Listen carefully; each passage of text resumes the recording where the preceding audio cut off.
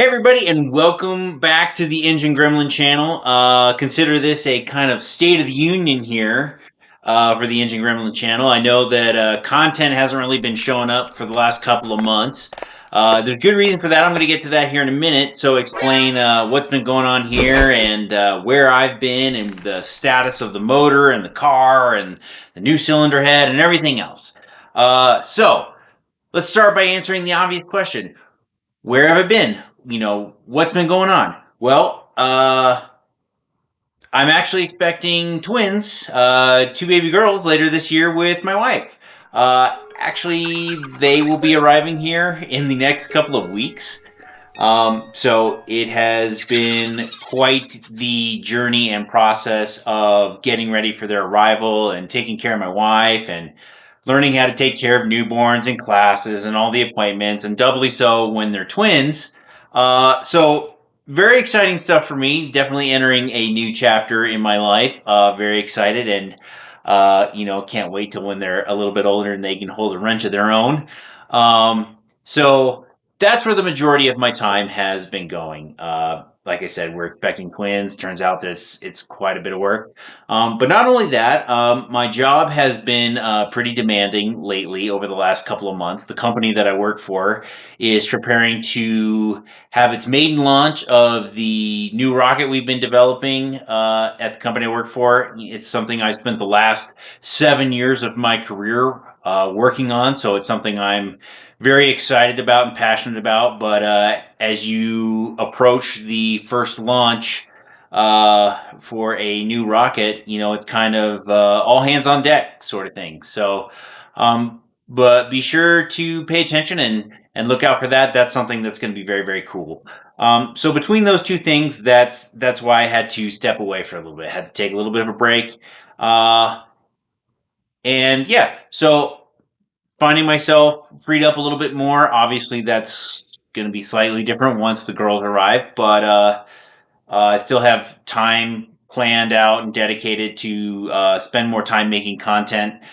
So to all my sponsors out there, for starters, I really appreciate your patience in the delays in making some of the content that we're responsible for. First and foremost, in the image here in Denver, the couple that scanned the 2JZ cylinder head and generated the CAD models based off of that for us to work on the new cylinder head for the motor. Especially you guys. I know I'm way past overdue. Really appreciate your guys' patience on that front. So, speaking of the cylinder head, let's talk about the motor. So, a lot of you guys were wondering, did the motor ever, get on the stand? What are the numbers, etc.? All right. So, I have the motor here in front of me. Got it broken in with a carbureted setup, and then immediately switched over to hooking up the EFI. All things considered, it went pretty well. So it was a 2-day process. So 1 day to get it onto the stand, then get the carburetor portion set up and configured and get it to run and turn over everything else. That was super duper exciting to finally have this motor turn over, and it sounded awesome. I wish we'd had done some polls with just the carbureted setup to see what kind of numbers it would have done in just a carbureted setup. And I didn't do that. I was kind of arguing with the shop owner a little bit. It's like, hey, come on, let's do it. Let's see what it can do now. And he's like, no, let's get the EFI going and see what it does then. And so I started putting the EFI on, and ironically, there were very few miswires on my part. Probably about only, I don't know, 3 or 4 wires that were missed on. One was with respect to the common power for the coil packs versus the injectors and some tweaking. But overall, we managed to get it diagnosed and actually got it to turn over and to run. Once we were able to diagnose the timing of the coil packs and get those dialed in with respect to the software. The problem is that where I put down there.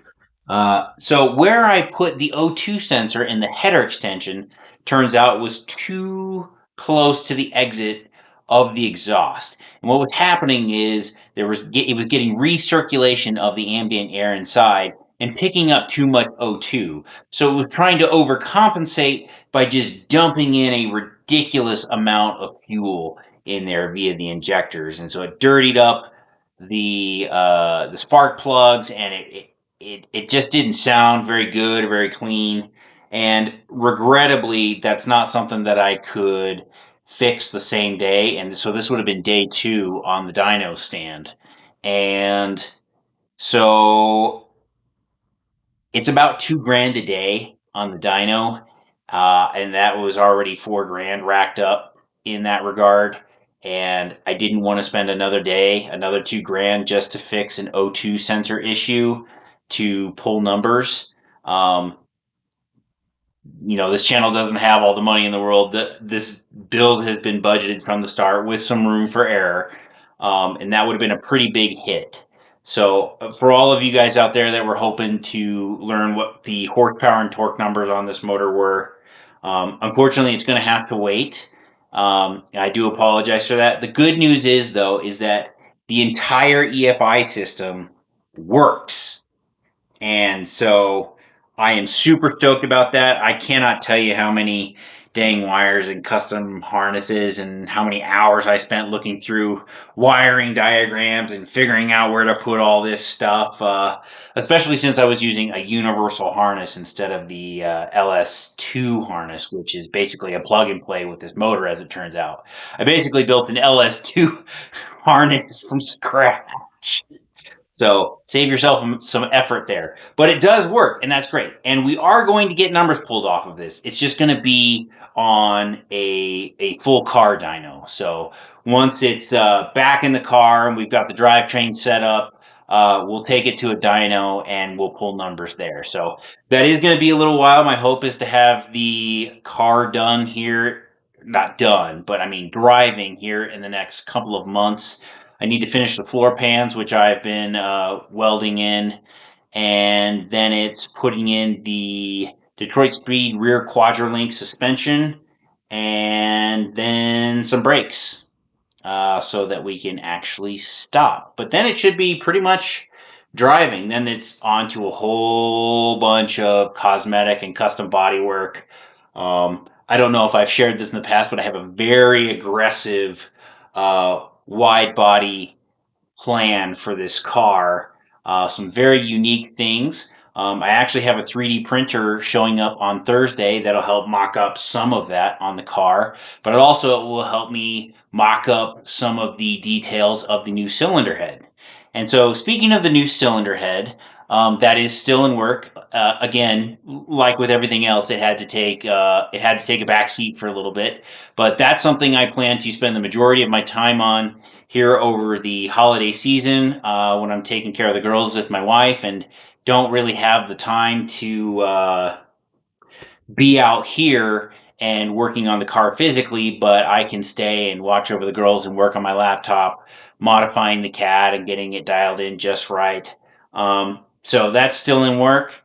Yeah, and I will try and give you guys some regular updates on that front. So I think that kind of explains everything up till now and where I've been the last couple of months and why there's been no new content. And yeah, so I've tried to keep in touch with the community as best I can. For those of you who've had questions here on YouTube or on our Instagram channel, even in the absence of me, you guys have continued to be supportive and helping the channel grow, which I really appreciate. So definitely appreciate all the support out there for you guys. And I will try and return the favor and keep producing content and keep making progress on the car and on the head. So other than that, I think that's going to do it for today. It's like 1 a.m. right now. Probably see it in my eyes.